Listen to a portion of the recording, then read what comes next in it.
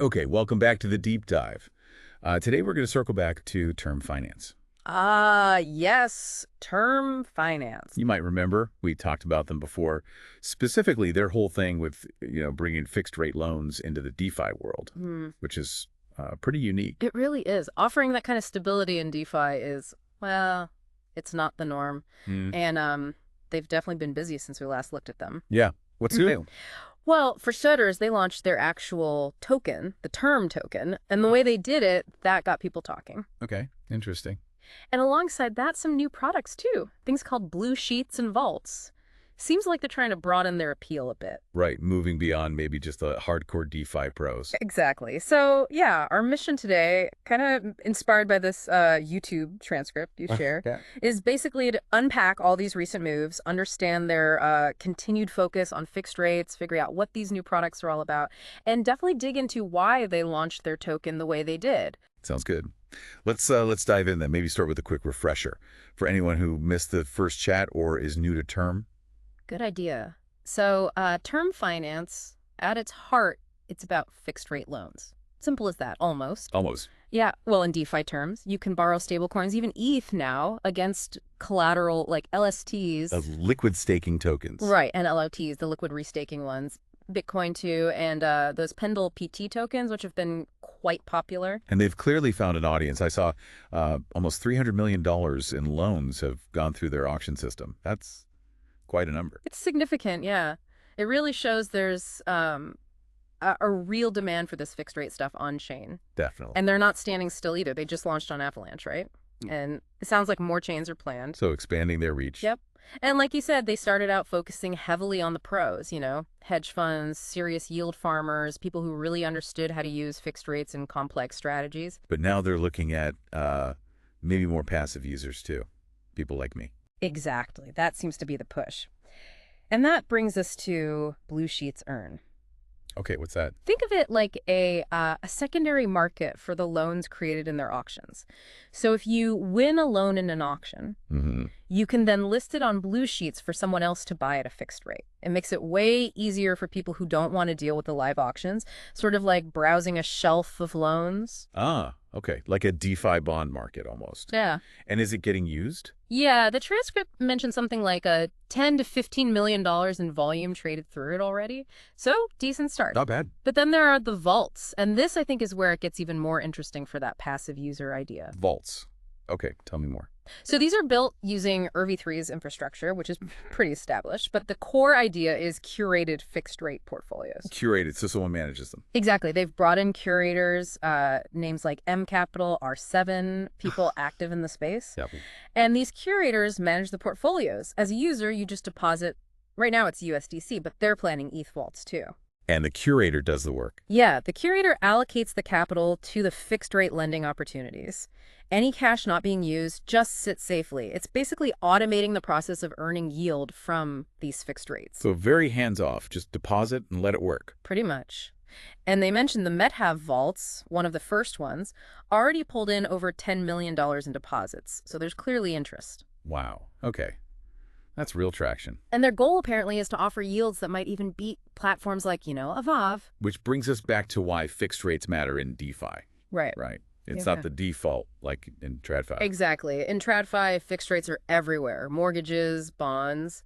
But in DeFi, it's mostly variable, and things can get pretty wild. Yeah, I've seen those of rates. They can spike like crazy. The transcript mentioned seeing rates over 60% during bull runs.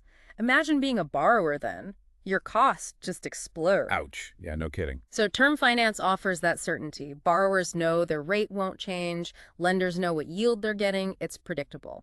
Makes sense. It's risk management, basically. Totally. And there's another point they made about capital efficiency. Oh, yeah. On platforms like Aave, sometimes a huge chunk of the money deposited, like maybe 50% of the USDC in their example, just sits there, unused, idle.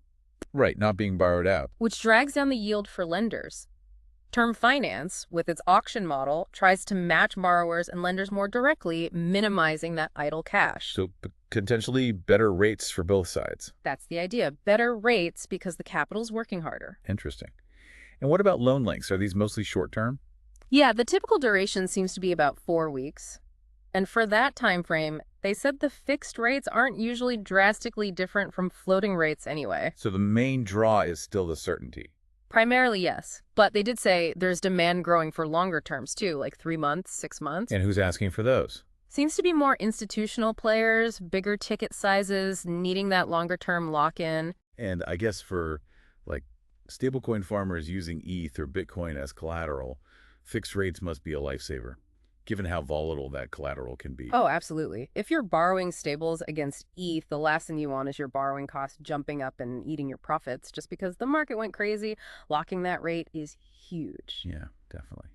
Now, shifting gears a bit, the YouTube hosts brought up the ETH lending market itself, this narrative that maybe ETH is losing its shine as the main collateral. You're right. You hear that sometimes, especially with all the new L1s popping up and growing fast. Like Solana, Avalanche, etc. Yeah.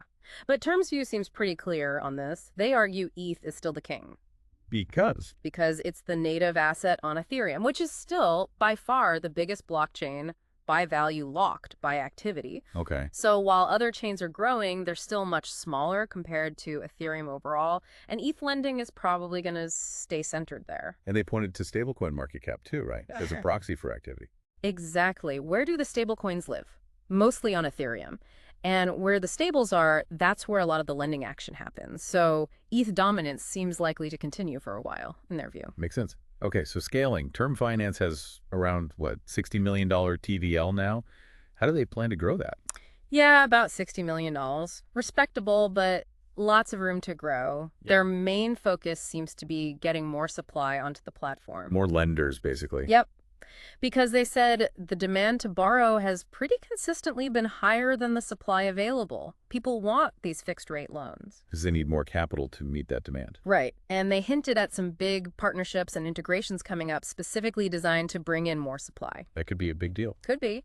And they're also targeting bigger fish on the borrowing side, institutional borrowers looking for loans in the $10 million to $50 million range. Wow. Okay. That's institutional scale. Definitely. And to cater to them, they're thinking about maybe creating permission-style markets. Kind of like a walled garden within Term, maybe. Whitelisted counterparties, maybe custom terms. Something that feels more familiar and compliant for big institutions. Or like TradFi, yeah.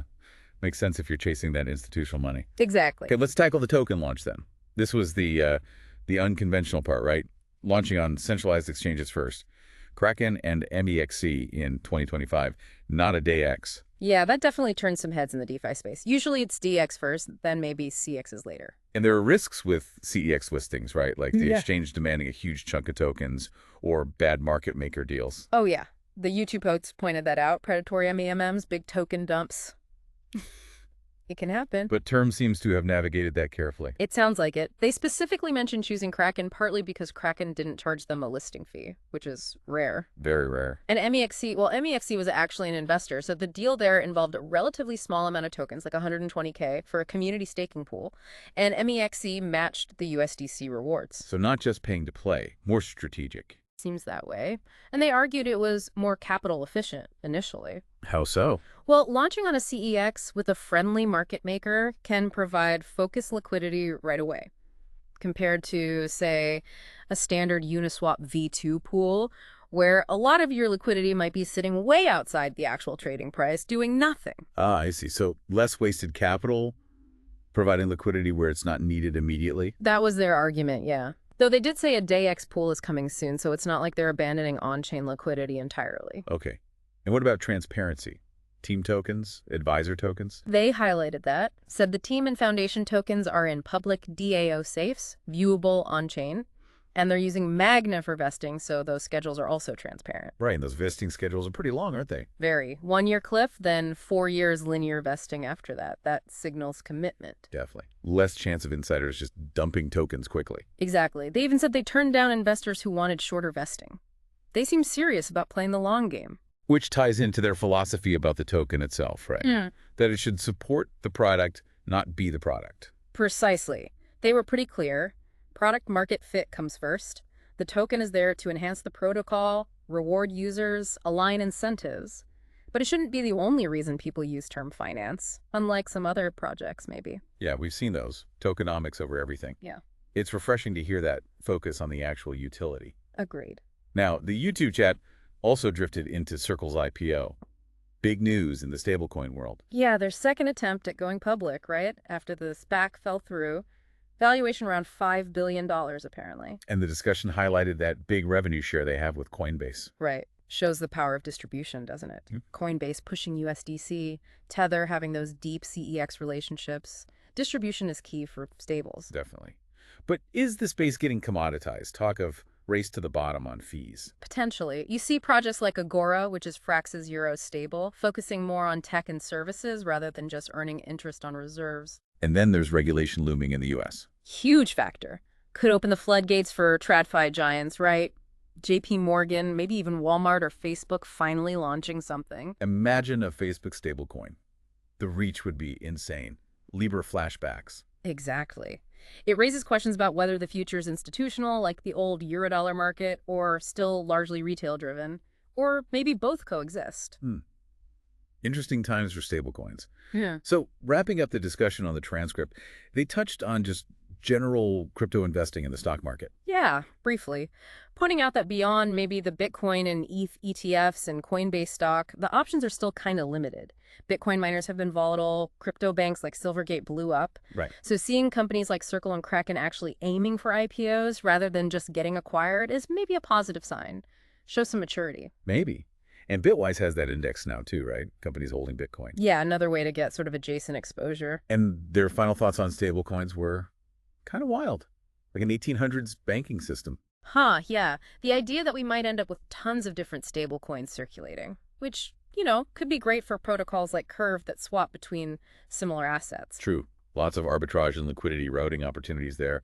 And for lending protocols too, navigating that complexity. Definitely. It led them into a wider chat about banking, money creation, even the U.S. housing market backing the dollar. Whoa, deep end. Yeah, touching on narrow banking, how low rates distorted housing, rising rate impacts, even mentioning Florida insurance issues.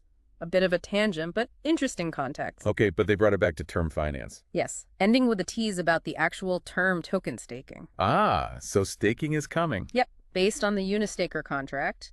You'll need to delegate votes, and eventually stakers will get a share of protocol fees. So tying the token's value directly to protocol success. Exactly. But again, emphasizing the long view. Growth first, dividends later, essentially, like a growth company. Makes sense. Build the business, then share the profits. That's the plan, it seems. Okay, so let's quickly recap then. Term finance. Sticking to their guns on fixed rates, expanding with new products like blue sheets and vaults to reach more users, launching their token carefully on CEXs with a focus on long-term alignment, not just hype. Right. And all this happening against that backdrop of a really dynamic stablecoin market with big players like Circle making moves and regulation potentially shaking things up. It's a solid, deliberate approach they seem to be taking, building piece by piece. Seems that way. If you want to check them out, the site is term.finance. Just be mindful of any U.S. user restrictions, as usual. Good point. Okay, final thought for everyone listening. With this idea of maybe a much more fragmented stablecoin world coming, Yeah. lots of different digital dollars or euros, what kinds of really clever solutions are we going to need to make sure everything still works together smoothly? How do we keep liquidity flowing easily between all these different stables? Yeah. Interoperability and liquidity aggregation, that's going to be crucial. Definitely something to think about. Absolutely. Well, thanks for joining us for this deep dive.